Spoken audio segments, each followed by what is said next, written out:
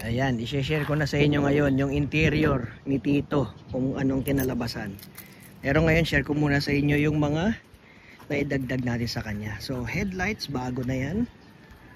Mapapansin nyo, malinaw na malinaw ng mata ni Tito. Ito yung natatanggal na yung bulb. Yung dati kasi sealed type siya. So hindi mo siya mapapalta na mas malakas. Syempre medyo matanda na yung ilaw, 1970s pa yun.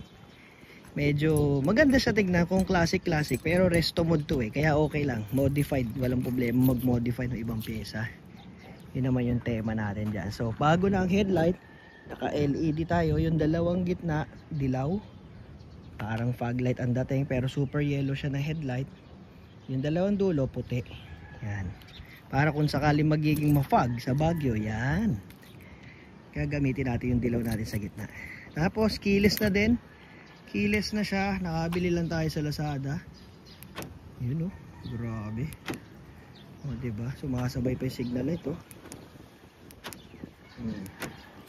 So hindi ka nasususi, hindi na magagasgas yung susian mo. Diba? Para makapasok. Keyless entry. Yun ang pangalawa. Sunod, yung plate light na ikabit na rin. Mahirap tumakbo ng walang plate light sa expressway. Bawal yun. So hindi ko pa nakukulayan, pero naikabit na, may ilaw na siya. Kaya kagabi nagamit ko na siya sa New Valley. Next, ito na yung interior natin. Una yung makikita dyan, sidings, yan. Medyo sa camera parang maputla. Pero itim yan. Black na Recaro, black na tela, tapos black leather.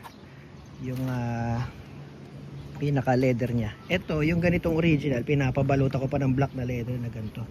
Temporary lang to. So ayan, ito yung kanyang seat, combination ng fabric at saka leather para hindi mainit sa likod. Very effective nga naman. Manibela, kung napapansin niyo, naikabit ko na yung ating Nardi Classic na manibela. So okay siya, mas maganda, hindi tumatama yung tuhod. Kasi tawag dito, yung isa sobrang laki, parang barko talaga parang yung pamihit ng barko yung manibela nito So pampakumpleto lang ng resto mode natin. Palit manibela, syempre. Voltmeter, napakahalaga ng voltmeter. Ano ang voltmeter? So yan yung nagbabasa nung charging ng iyong battery. So pakita ko sa inyo paano gumagana yan. Pag in-start ninyo, lalo sa mga old school, napakalaking bagay niyan.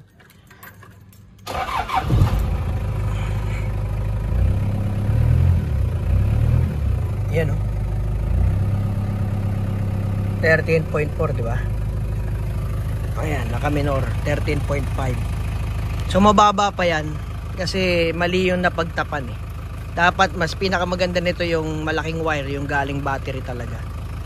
Tapos yung ground, dun mo na lang lalagyan ng pinaka-switch para namamatay siya pag sinusi. Pwede yun, pwede mangyari yun. Ground type tawag dun. Yung ground, siya yung nag-off. Yung power, lagi lang siya naka-rekta sa battery para mas accurate. Kasi nung tinest ko ito, mas mataas yung reading sa battery, 13.9. Dito 13.5. Pero guide lang naman yan. Mahalaga, meron tayong nakikita sa loob kapag tayo ay bumabiyahe. Grabe, full tank Full tank ko rito, 3,000 something. 3,200 plus yata. 65 liters ang tangke yata nito kasi 60 liters yun na ikarga may laman pa to. So ayan, head unit, makikita ninyo, naikabit na rin yung ating Lenovo. Mayroon pang Netflix yan. Alastek. Ayos din. Ito, didikitan ko na lang ng maayos. Tapos yun lang naman.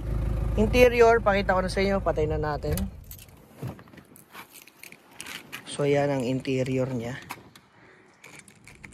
Black na leather at tela combination. Sa ceiling, ganyan. Recaro black. Yung malambot na tela din. Para talaga namang hindi mainit. Kasi pag full leather natin, tapos tayo dyan. So ayan, ayan ang loob. Wala pa yung handle dito. Ayan.